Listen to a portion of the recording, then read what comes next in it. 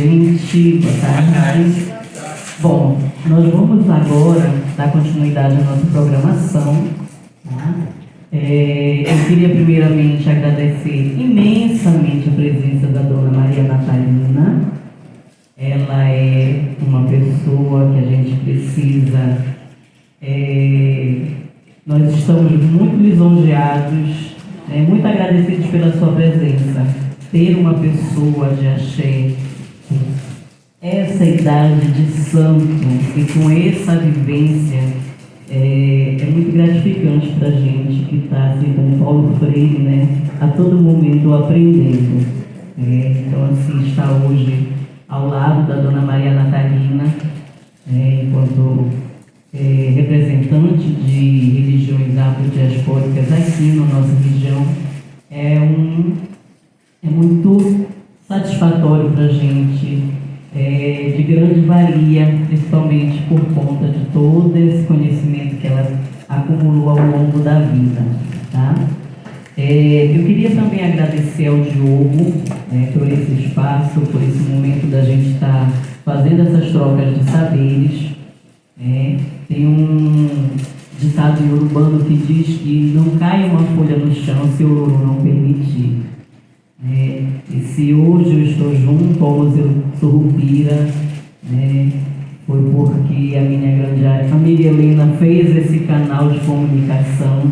Hoje ela é uma ancestral, mas como o Diogo havia falado anteriormente, apesar de não estar mais nesse plano físico, ela não deixa de estar viva, em nossa memória, em nossos saberes, em nossas relações.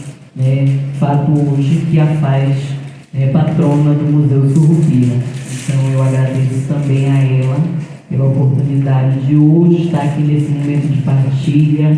Obrigada, Ana, também por ter dividido comigo esse espaço privilegiado ao lado da dona Maria Natalina. Tá?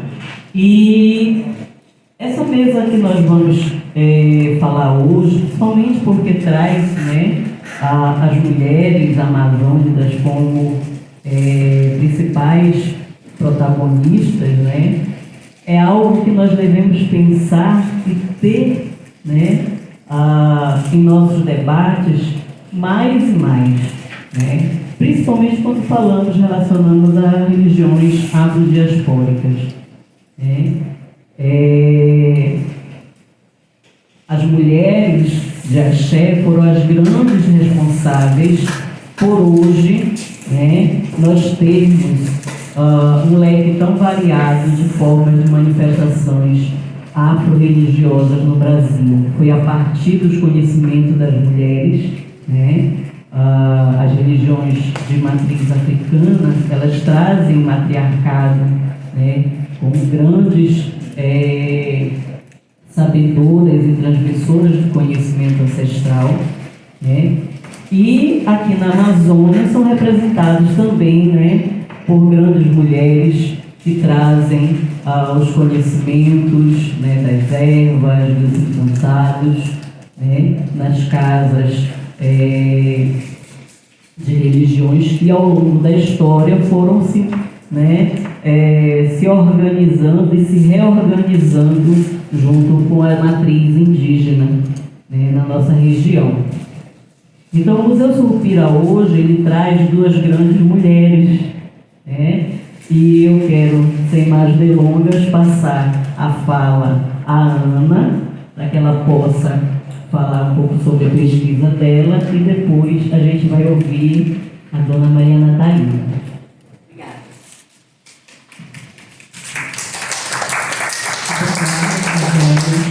Grande parceira, eu tive a honra de conhecer nesse trabalho também.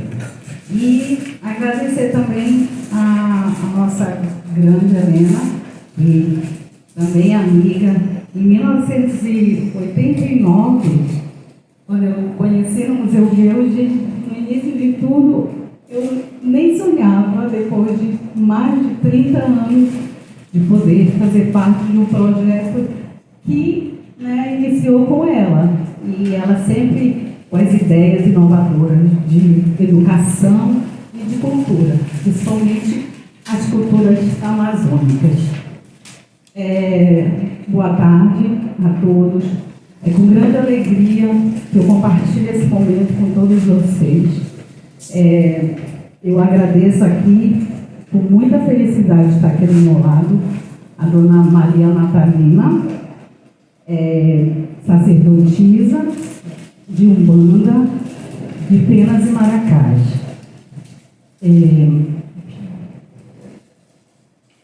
Eu trago aqui com vocês um pouquinho desse trabalho de pesquisa que acabou culminando no meu trabalho de conclusão de curso. Eu estou apresentando como graduação em museologia. O tema do artigo que a pesquisa no terreiro ou na sala de cura da Dona Maria se chama Narrativas, Vivência e Experienciações Museais no terreiro de Dona Maria Natalina, em Belém do Pará, na constituição de um discurso feminino afro-amazônico.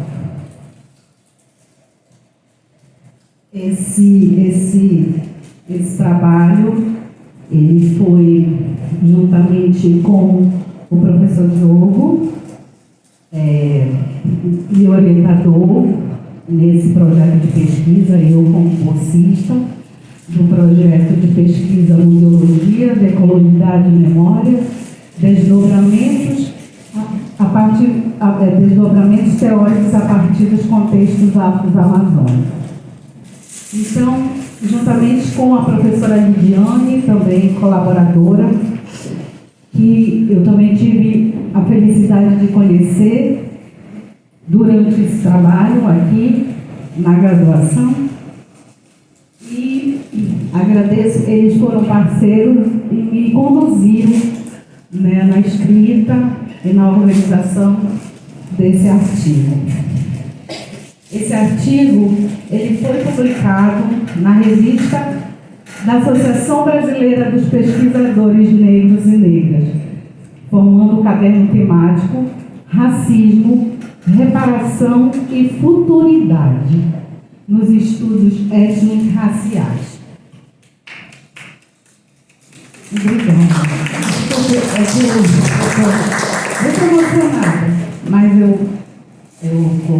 eu convido aqui, depois de passar o site para vocês baixarem, aqui. Desculpa. Aí, depois eu passo direitinho o link para vocês conhecerem e lerem melhor esse artigo. Bom, antes de tudo, de começar, eu quero passar aqui para a Dona Maria, porque a Dona Maria, ela pode ficar sentada, Dona Maria, para a senhora dar uma saudação para a gente e só agradecer.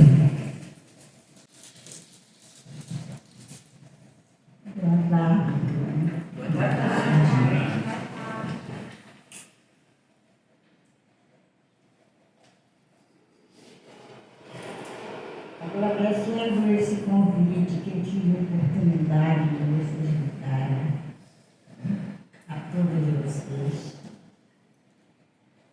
Desde já, eu agradeço a presença de todos os nossos irmãos, desejando que Deus, primeiramente, a nossa missão, a fé que nós temos nos nossos bons orixás,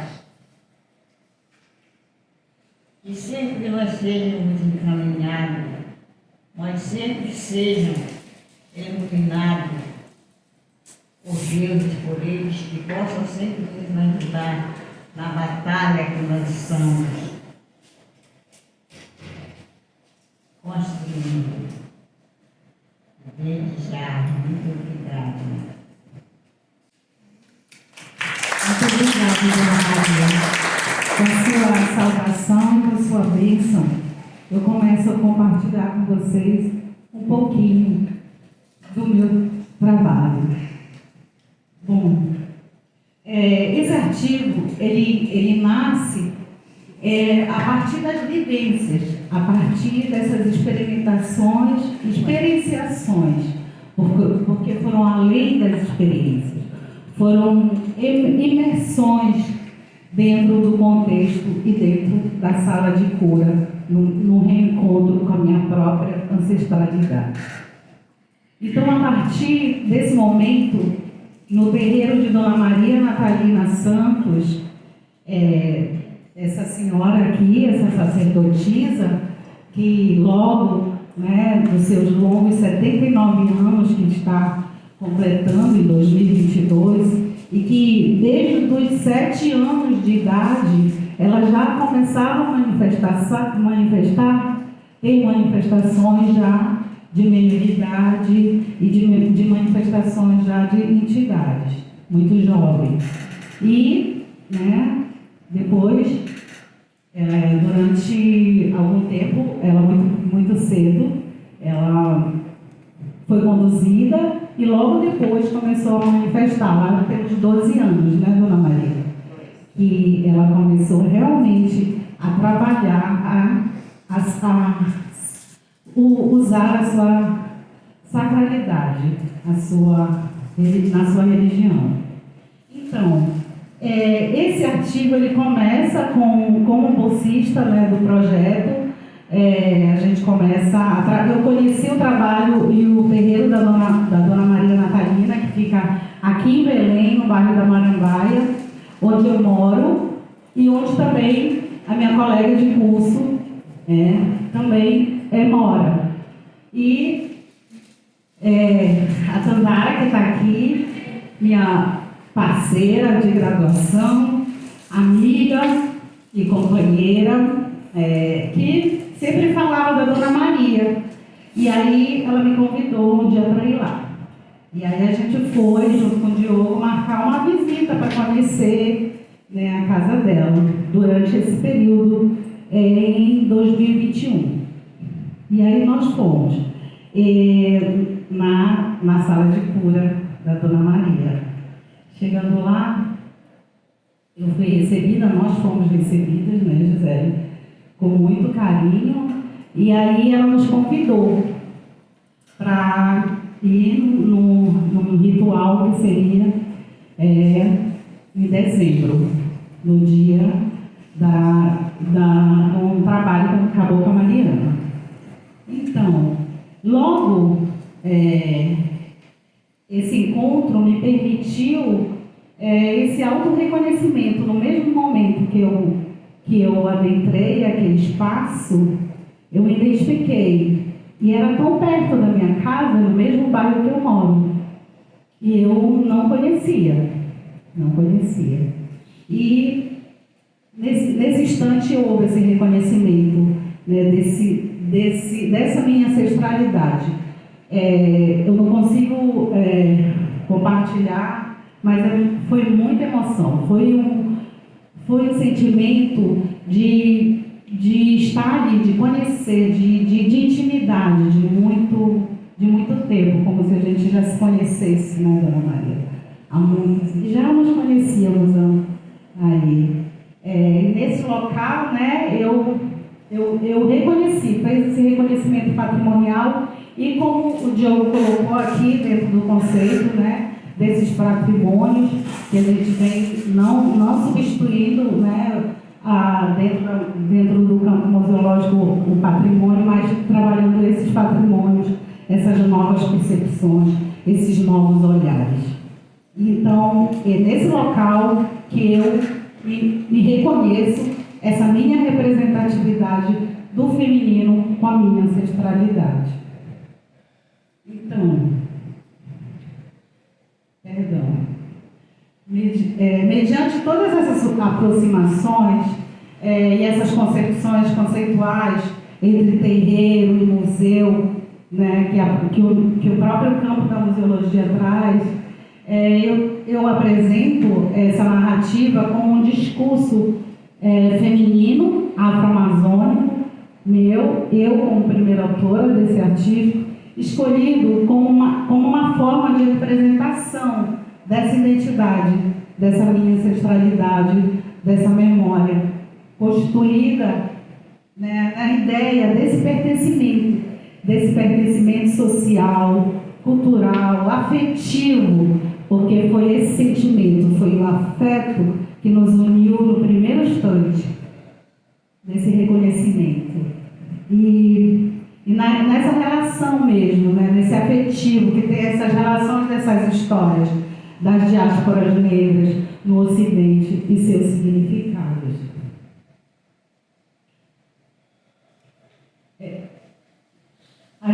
Eu apresento aqui um pouquinho, né, nesse contexto da construção do artigo, o terreiro e o museu, né? A gente apresenta nessa concepção o terreiro da Dona Maria Natalina com o museu, essa proposta, propôs nesse olhar, né? Aproveitando o conceito do professor e museólogo Mário Chagas, né, que ele fala desse conceito do lugar, o museu é o lugar onde emerge essa imaginação museal, ou melhor, a poética museal. Então, o museu ser esse espaço de alegria, né, ser esse espaço de reconhecimento, de identidade. Essa herança que se transmite, se recebe nesse contexto, nessa temporalidade. Talvez pudéssemos, desse modo poético, né, denominarmos de fratrimônios, que são essas partilhas entre amigos, entre parentes, entre os membros de uma comunidade. Esses são os nossos patrimônios. E essa dificuldade, né, de reconhecer o museu como esse lugar museal apresenta-se a toda essa lógica, né, colonial, essa negação das nossas culturas, porque a primeira coisa que é retirada de nós é a nossa sacralidade, né, nessa diáspora toda, o nosso maior bem, essa nossa identidade. Então, essa negação, e é feito, né, essa negação dessa cultura, esses desarranjos de memória, que são esses apagamentos mesmo propositais, né, que a gente tem sido, né, acompanhado durante esse tempo, essa negação, o apagamento histórico intencional, principalmente aqui na região amazônica, né, onde a gente tem pouca informação, principalmente dessa diáspora negra aqui. Esse silenciamento, ele é proposital, ele é imposto mesmo por uma construção política, econômica, que resulta, né, nessa identidade subalterna, invisibilizada, inferior, como, né, que nos leva a sentir essa subalternização moral e identidade. Bom, anteriormente o professor Diogo colocou já algumas, né, considerações, mas eu trago aqui um pouco nesse artigo, nesse texto, e apresento algumas expressões que vão estar acompanhando até o final da leitura, que são as tradições afrodiaspóricas. No texto, eu apresento essas tradições no conceito de cultura, de religião. Tá? E essas construções culturais, elas são gestadas a partir dessas diásporas que tiveram, né, que se reordenar, se recompor, né, se reinventar a cada instante em seus novos territórios, resistindo historicamente. As religiões afrodiaspóricas na região amazônica trazem toda uma mitopoética, todo o encanto das nossas, dos povos que aqui estavam, né, com os povos originários e com as diásporas que aqui chegaram. E trazendo com essa mitopoética um panteão de caruanas, de encantados, indígenas, orixás, votuns, senhores de toalhas, reis e nobres de origem africana e caboclos bravos, selvagens como Surupira, que eu aprendi e que conheci aqui durante a graduação, durante a pesquisa como bolsista aqui do projeto. Então, eu apresento esse instante. É nessa condução que eu... E esse trabalho, esse artigo, ele traz esse diálogo, né? Ele traz esse aspecto desse racismo.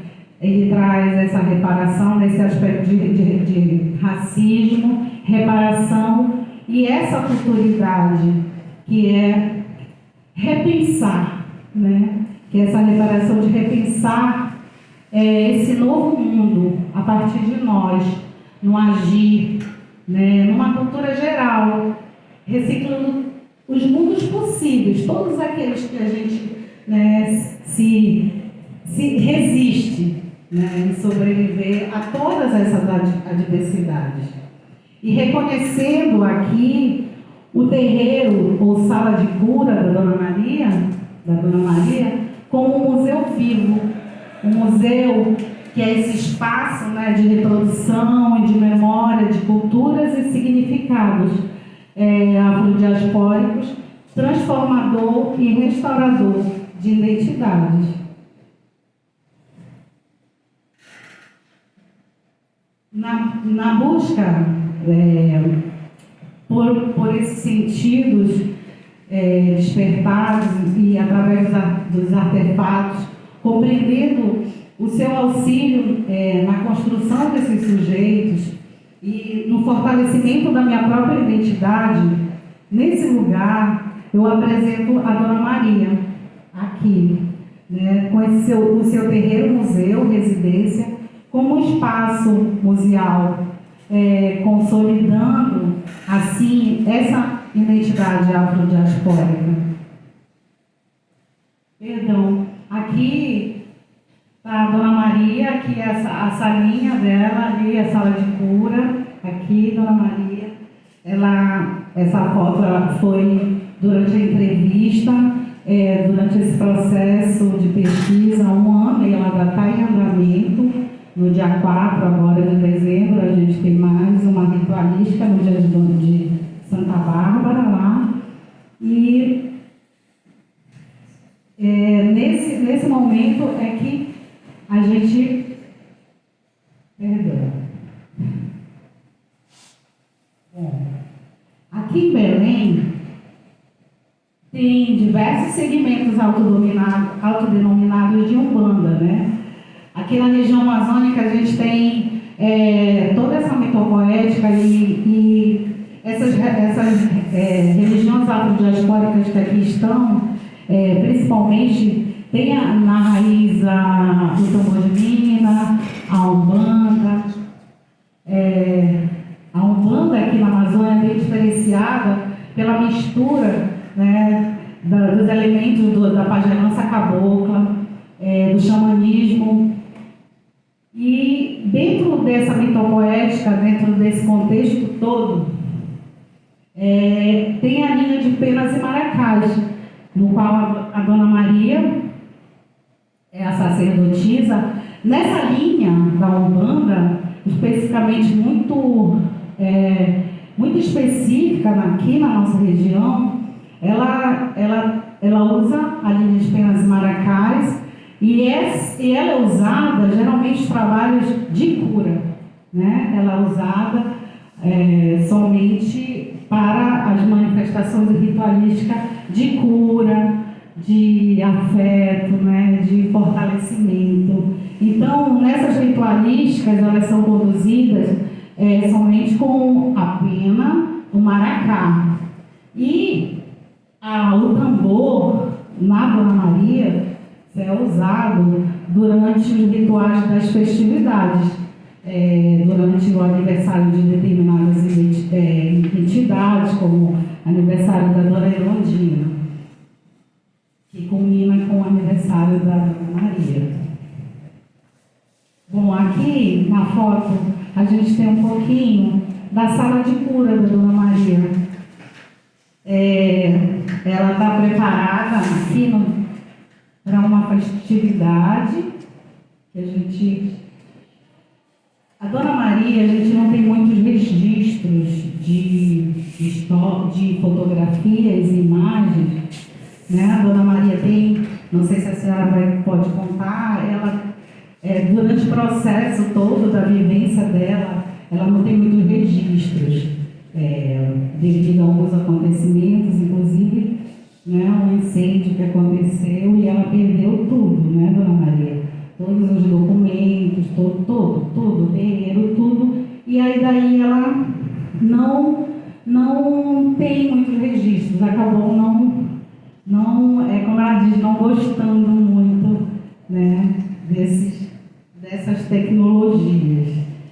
Então, o terreiro da Dona Maria, eu apresento aqui como um espaço cultural, né, esse lugar de sociabilidade, de cuidado, de confraternização, de memória, de apoio e de cura, né? Essa exaltação mesmo, né? Que se propaga esse autoconhecimento e essa resistência mesmo dos conhecimentos afrodiaspóricos, que traz essas diversas relações étnico-raciais, que culminam muito com a vivência, né, com as nossas vivências, com a vivência do Diogo, que também na conduta da pesquisa, a gente conseguiu ele repassar e trocar um pouquinho, né, Dona Maria, conversar, né, confirmar algumas coisas, enfim. E então, esse exercício, essa vivência desse exercício, desse reconhecimento e as nossas próprias experiências pessoais que foram transformando e potencializando aquela pesquisa, aquele trabalho em novos olhares, em pensar, né, nesse contexto do terreiro da Dona Maria ser um museu. Essas experiências, durante essa atividade do campo, né, foram traçando esse autorreconhecimento nesse local, unindo realmente a nossa representatividade ancestral, né, e esse reconhecimento naquela região, naquele momento, naquele espaço ali,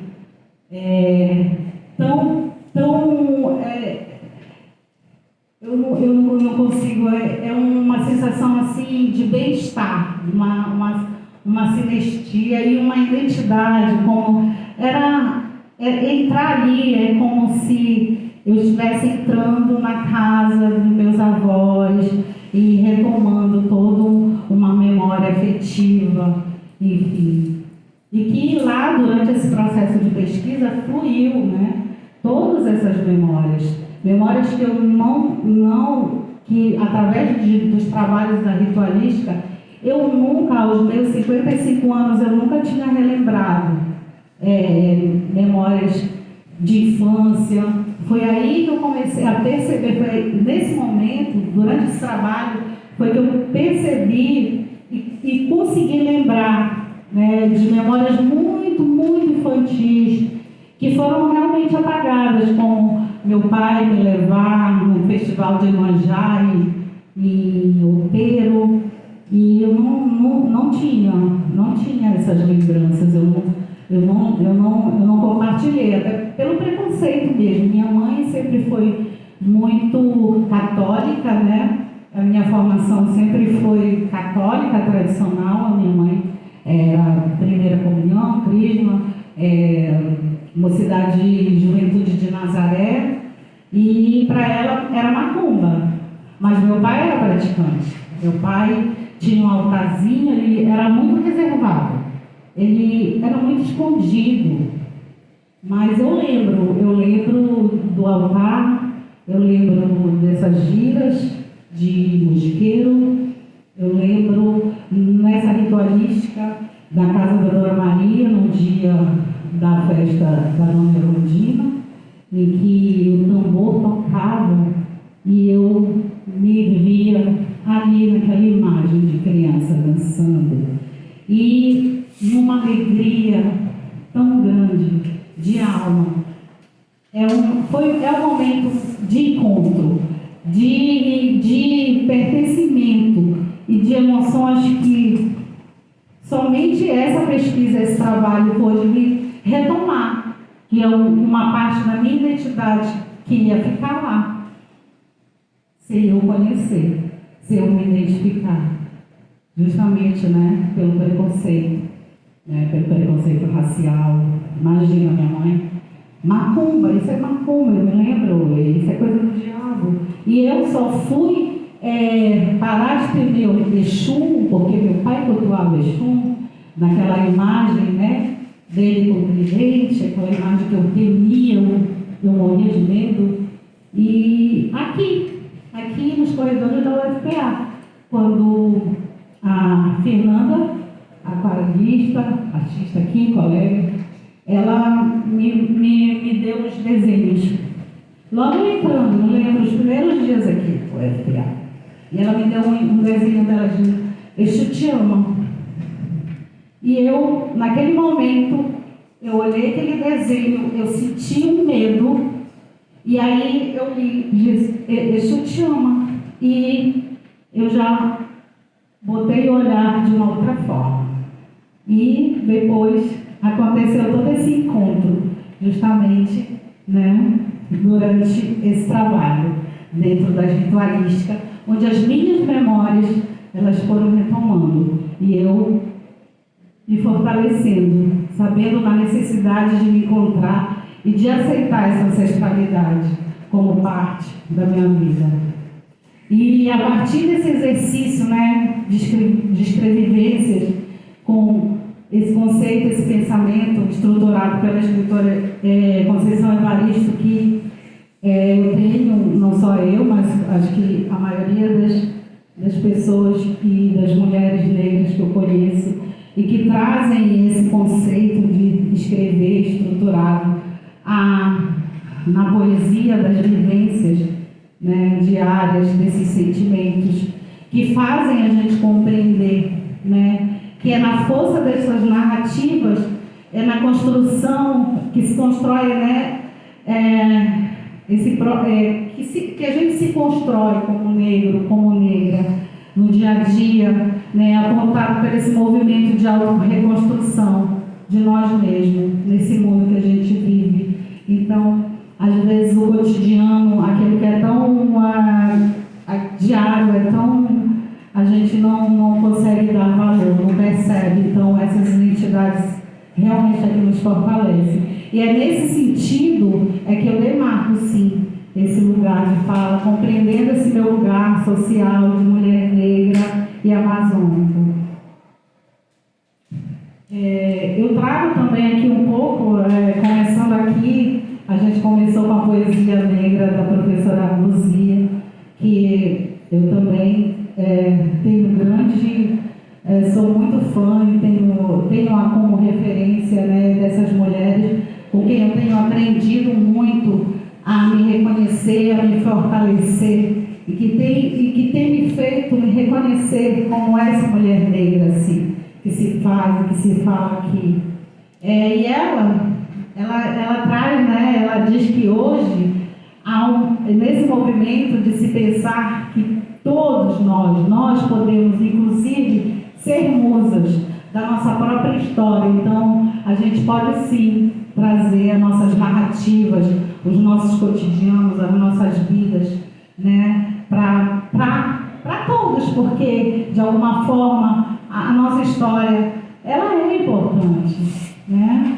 Então, ela traz essas escrevivências, né, esse momento da literatura, como a gente trouxe aqui a professora Luzia, ela acontece porque as pessoas passaram também a acreditar nas suas histórias, que as suas histórias fazem sentido, como eu acreditei na conduta do meu trabalho, que não deixa de ser uma parte autobiográfica, que eu compartilho junto ao terreiro da Dona Maria, né, que cada pessoa, né, que pensa, né, que essa própria história pode ser sim uma ficção, principalmente nós, mulheres negras, que nossas histórias negras dificilmente vão virar um tema, né, que a gente precisa sim ser inspiração umas para as outras, se fortalecer, né, e que a vida, para a gente, tem que se escrever, tem que se colocar e tem que se compartilhar. Bom, durante a conduta do texto, tem um capítulo que eu falo que é abrir os caminhos para a narrativa de uma mulher negra amazônica. Eu trago também aqui as narrativas, né, que são essas vivências todas que eu depois convido vocês vou compartilhar o link para ler melhor o artigo, para entender melhor. Traz um entendimento, né, eu apresento essas narrativas e falo dessa mulher afro-amazônica. Eu trago afro-amazônica, não afro-amazônica, porque afro-amazônica eu me considero no total, em todo o território amazônico.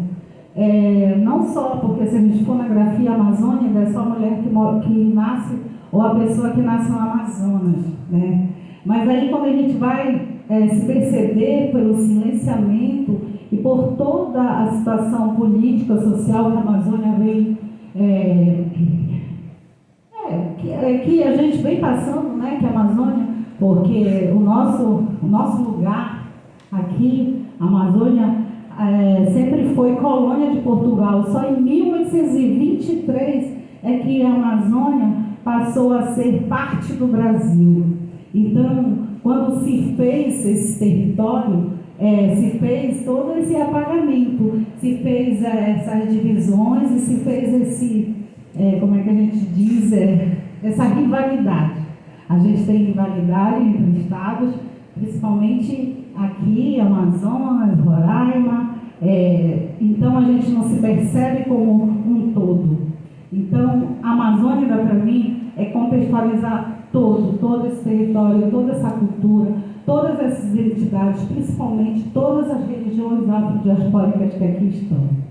Então, é nesse entendimento que eu trago, né, o entendimento e o conceito da Teresa Schein do Museu Interior, compreendendo que cada indivíduo, por meio de suas memórias e vivências, constitui-se sim um museu, que auxilia na construção dos encontros entre determinados indivíduos, que podem ser percebidos como um enlace de museus interiores, que esse encontro que aconteceu entre eu e a Dona Maria, sim, pode ser sim, esse encontro, esse museu. E para possibilitando essas reparações, possibilitando e fortalecendo, possibilitando essas emergências dessas dimensões e dessas questões que nos atravessam, principalmente do feminino negro e dos saberes afrodiaspóricos. Também, na escrita, eu compartilho com o conceito, com a imaginação museal, né, do professor e museólogo Mário Chagas, esse conceito que considera que distintas pessoas, especialistas ou não, possuem uma representatividade simbólica que é um museu, ou que ele deve e pode manifestar-se sim na construção de uma referência para a museologia, adentrando-se no aspecto do reconhecimento dos corpos como espaço de território de forte reverência para as culturas, principalmente as afrodiaspóricas amazônicas. Nesse aspecto, eu trago museu e corpo. Eles podem ser entendidos como inseparáveis, como a própria existência corpórea posta nos atos de acontecimentos, configurados como o próprio estado de alegria e de sinestesia, né? nesse estar, nesse bem-estar, como é o ato de dançar a partir da percussão dos tambores, né? Então, durante o rufar dos tambores, durante o toque, a cada reverência, a minha alma de mulher afro-amazônica, e quando eu percebo, é uma reverência, é um toque, acho que todos, de acolhedor. A gente acabou de falar ali sobre o dia que a gente trouxe a oficina do Ogã, da mulher Ogã também, né, trazendo novas formas e na religião, e a gente tocou, e eles tocaram aqui na universidade, foi tão lindo. E a gente tem que fazer mais isso, a gente tem que se apropriar, a gente tem que trazer nossas culturas, nossas religiões, nossos corpos para todos esses espaços de poder. E eu trago aqui também, né, já que a gente está falando de homenagens, de literatura, de mulheres, não só amazônica, mas eu trago uma mulher, uma psiquiatra, psicanalista, que me ajudou muito e que eu trago como referência na minha escrita, que é a Neuza Santos Souza. Ela é uma baiana, ela foi, né, uma psiquiatra, porque ela já faleceu. Ela infelizmente se suicidou no processo também, que a gente sabe, desse racismo todo estrutural, enfim. E ela usa ela como esse suporte para compreender essa minha negritude, essa minha identidade como positiva, porque não é fácil a gente trabalhar essa identidade positiva, né, da nossa negritude, da nossa vida. Então ela diz assim: saber-se negra é viver a experiência de ter sido massacrada em sua identidade, ser confundida em suas perspectivas, submetidas a exigências, mas também é um compromisso a resgatar sua própria história, é recriar-se em suas potencialidades. Então foi com a força, e ela em 2000, acho que é 2013, ela tem um livro, Saber-se Negro, as vicissitudes do negro em ascensão no Brasil. Então eu por muito tempo, durante toda essa estrutura, eu não me reconhecia, assim, como negra, como mulher negra mesmo, por todo esse contexto. E aí eu fui me reconstruindo, me reafirmando. E esse processo está se fazendo, e ele passou principalmente por aqui, por esse momento de formação dentro da universidade, que é muito importante para mim. Então também é uma homenagem aí à nossa... eu trago aqui o nosso último encontro aqui com a Dona Maria, lá no terreiro, lá na Marambaia. Nas comunidades de terreiro, o saber e o conhecimento constituem um vínculo de memória ancestral. Atravessadas por essas experiências étnico-raciais e religiosas, eu descrevo o encontro entre essas duas mulheres negras de distintas gerações, onde se faz legítimos os saberes de Dona Maria, em sua trajetória como sacerdotisa e sua amorosa acolhida. Então foi através do abraço e do afeto que eu me reconheço, me firmo como essa mulher negra afro-amazônica. Dona Maria Natalina, nascida no dia 25 de dezembro, nos faz construir esse trabalho reflexivo, no qual dialogamos com a museologia mediante as práticas vividas junto ao seu terreiro, conduzido a pensar os sentimentos, os diversos sentimentos, como de preservar as tradições e culturas afrodiaspóricas, resguardando-as do esquecimento em espaços simbólicos do reconhecimento e saberes das vivências afrodiaspóricas, que revivem, ressignificam as histórias e as manifestações orais. A gente estava falando, né, da poesia, da fala, da palavra, da escrita, e do que se faz, do que se conta, do que se repassa, né, dessas culturas e das tradições orais africanas, repassando em suas práticas cotidianas, no dia a dia, no saber escolher a planta, saber plantar, saber colher, né, fazer um banho, enfim, nesse cotidiano, no nosso dia a dia, que a gente se reconhece, né, e a gente vai construindo esse fortalecimento, né, superando essas diferenças e esses preconceitos. No dia 11 de novembro, no trabalho com a Cabocla Mariana, ao iniciar a sessão, Dona Maria abriu com o ouço a sala de cura, cantando: cantar um pouquinho aqui, como a senhora iniciou. A Dona Maria inicia nosso primeiro encontro mesmo, assim, valendo. E ela iniciou cantando: povo de Umbanda, vem ver os filhos seus. Povo de Umbanda, vem ver os filhos seus. Defuma essa casa em nome de Deus. Defuma essa casa em nome de Deus. E foi recebendo a gente, foi transformando. E o elemento, né, da fumaça, dos cheiros, esse elemento do fogo que faz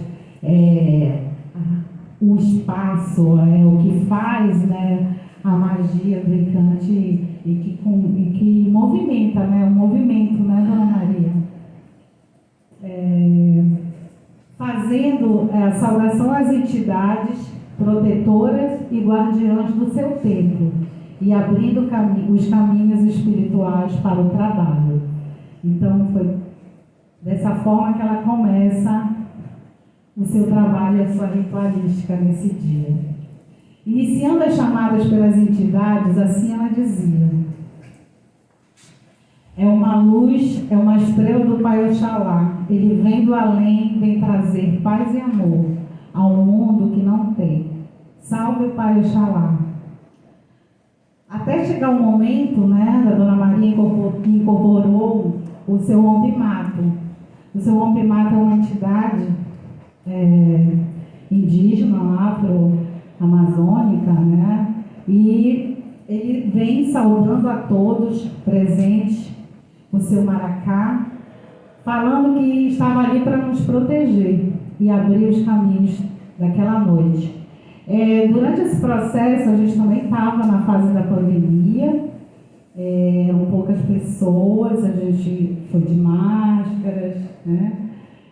Mas durante a ritualística, como eram poucas pessoas, a sala de cura da Dona Maria, nos fundos da sua residência, próximo ao quintal, a Dona Maria ela já foi mãe de terreiro, mãe de santo, já teve um terreiro, né? Ela né? Uma sacerdotisa, mas nessa época ela era do tambor de Minas e ela teve um terreiro já com 25 filhos de santo, né, Dona Maria? A senhora quer falar um pouquinho? Gente, sobre esse momento.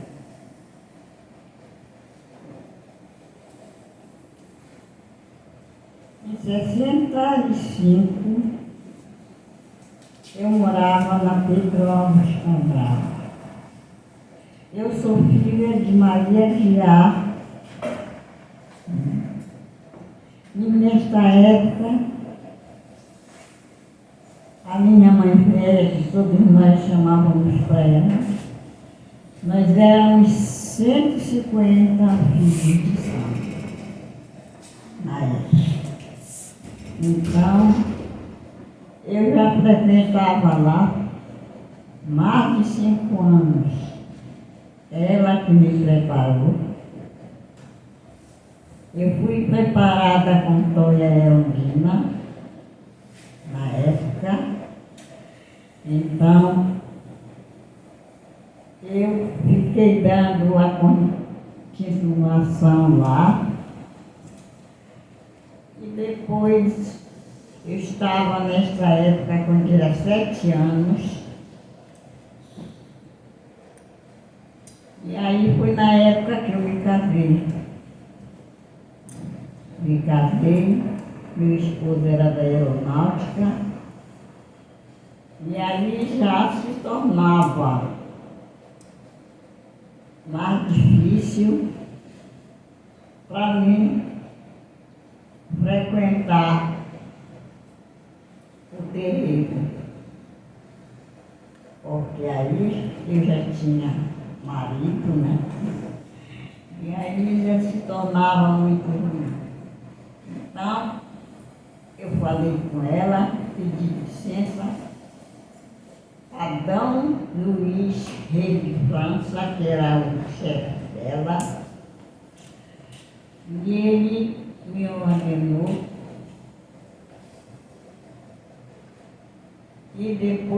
saí de lá e eu tive que fazer uma obrigação na Umbanda, porque eu era de Mina Nagô. Na época eu era de Mina Nagô.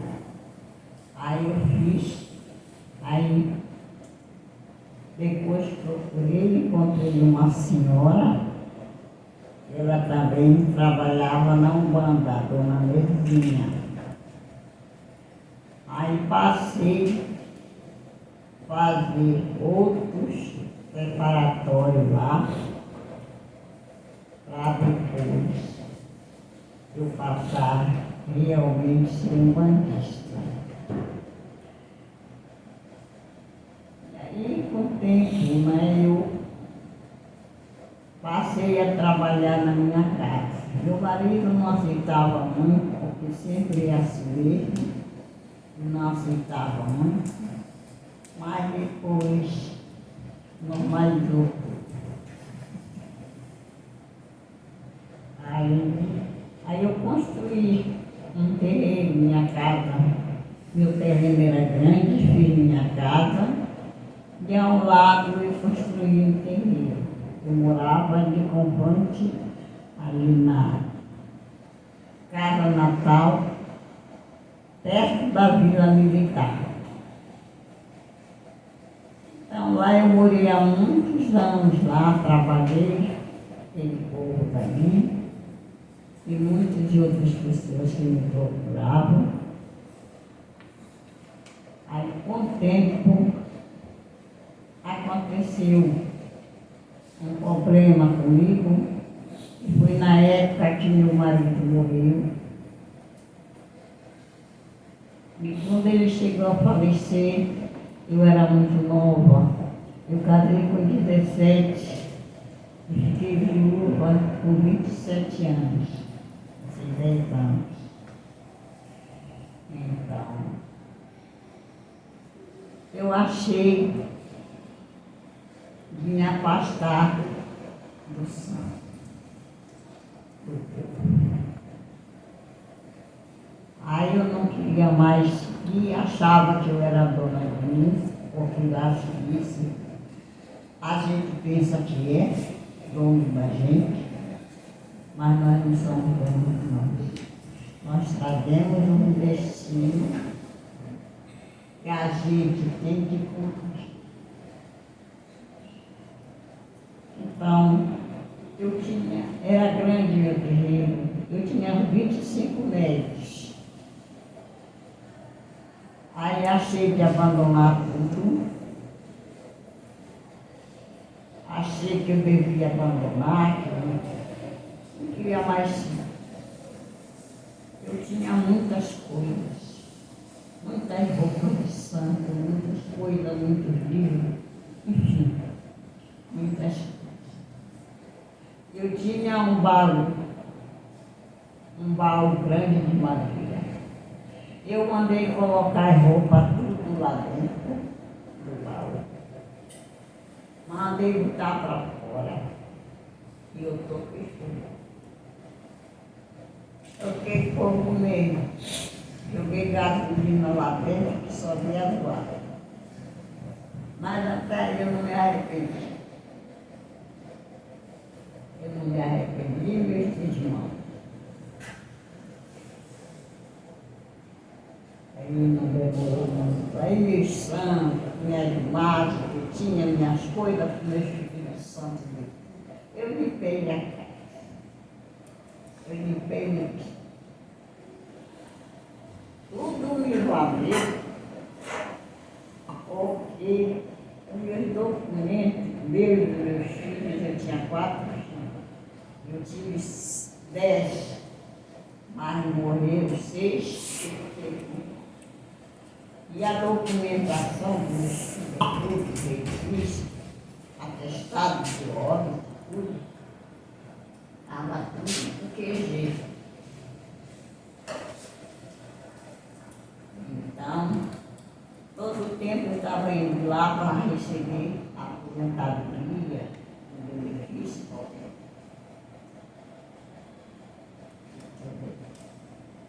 A minha mãe dali olhou e disse: minha filha, apesar de eu não gostar dessa armação, mas você não deveria fazer isso. Eu disse, mãe, de hoje em diante eu sou dona de mim. Eu não tenho mais nada de missão, não tenho, sou uma pessoa qualquer. Ela disse, minha filha, vê o que está fazendo. O que eu estou para fazer, o que eu estou fazendo, não dá para fazer, eu já fiz. Mas se você ficar assim, né? A gente acha que nós somos donos de nós, né? Que a gente aquilo que dá na cabeça a gente faz, que nada pode acontecer na vida da gente, né? É tudo bem.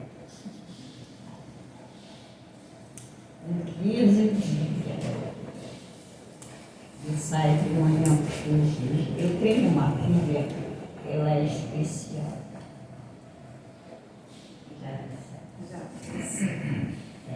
Ela é especial. Essa filha, eu deixava na casa da minha mãe que morava aqui. E os outros estavam tudo com a alma. Aí eu chamei ele e disse, olha, eu vou para o Quixi, resolver os problemas lá. Quando vocês vierem, vão lá para casa, agora de vocês não ficam só com o carro. Que eu não sei que hora eu vou chegar.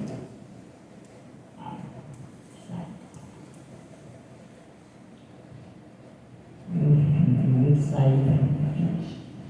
Quando eu saí do QG, porque eu cheguei lá, perto de terminar o expediente, era 11h30, ia dar 11h30, lá termina 11h30 o expediente. Aí tá bom, eu fiquei lá, almocei com as funcionárias, que a gente se gostava muito, me dava muito com ela. Quando começou novamente, começou 11h30, novamente o atendimento. Aí tá. Depois está esperando o chefe que tinha que assinar um documento, tudo. Aí fiquei lá. Saí de lá, já ia dar umas 3 horas da tarde. Peguei o ônibus e fui embora. Quando eu cheguei na rua da minha casa, esse homem olhava, dona Natalina e tudo. Tá tudo bem, eu achava, né? Tá tudo bem. Aí, dona Natalina, eu tenho uma surpresa para a senhora, não é boa, mas eu não vou lhe dizer.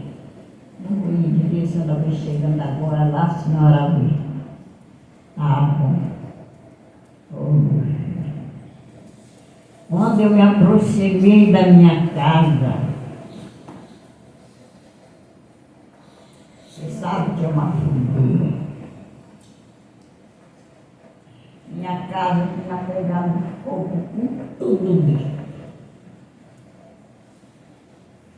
Acabou tudo. O bujão de gás explodiu, queimou tudo que foi possível. Estava uma fila. Ai, quase me dá assim a Valência, que graças ao meu bom Deus, eu não tenho problema de coração. Eu acho que eu tinha ido naquela época. Aí eu morava com fronte do Deus, me dava com aquele povo todo. Os soldados, o pessoal de lá. Aí os soldados disseram, dona Natalina, eu não sei o que aconteceu. Aqui é coisa que nunca aconteceu. A senhora sabe que quando a sua casa está pegando fogo, faltou água. Faltou água. Aí ligamos para o bombeiro. Ele veio, mas chegou aí, já estava no fim. Acabou. A mão.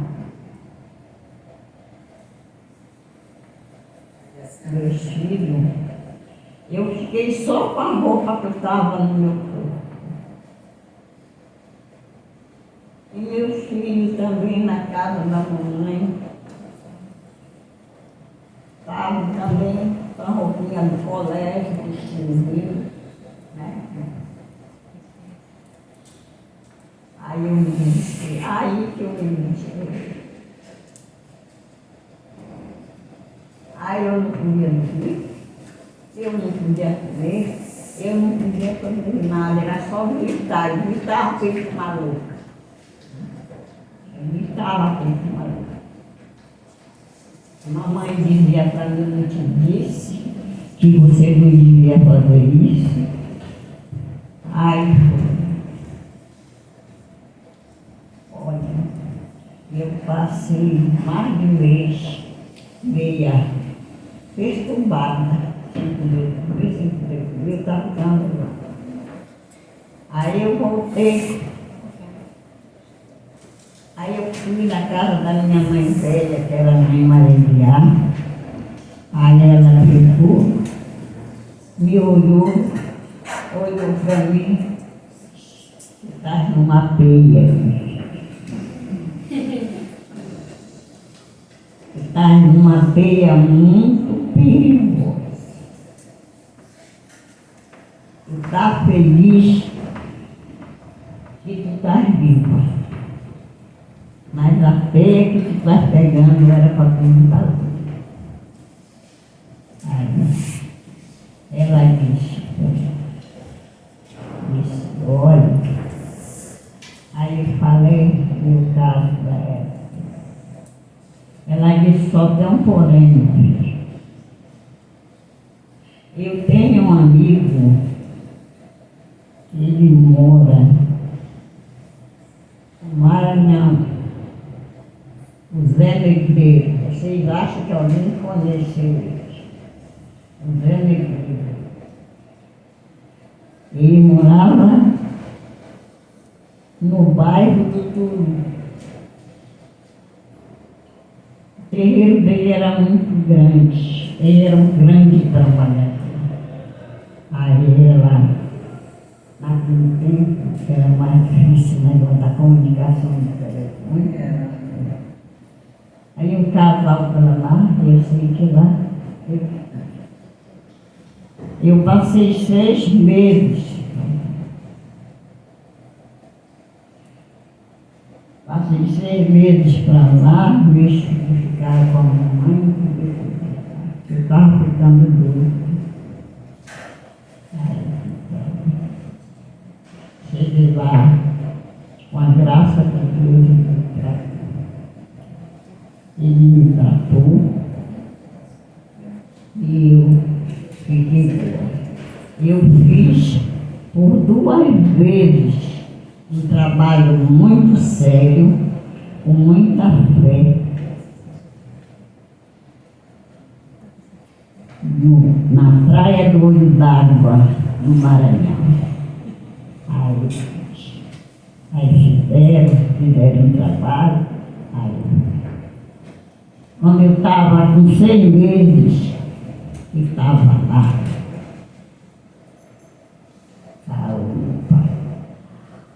Aí o chefe dele aí disse para mim,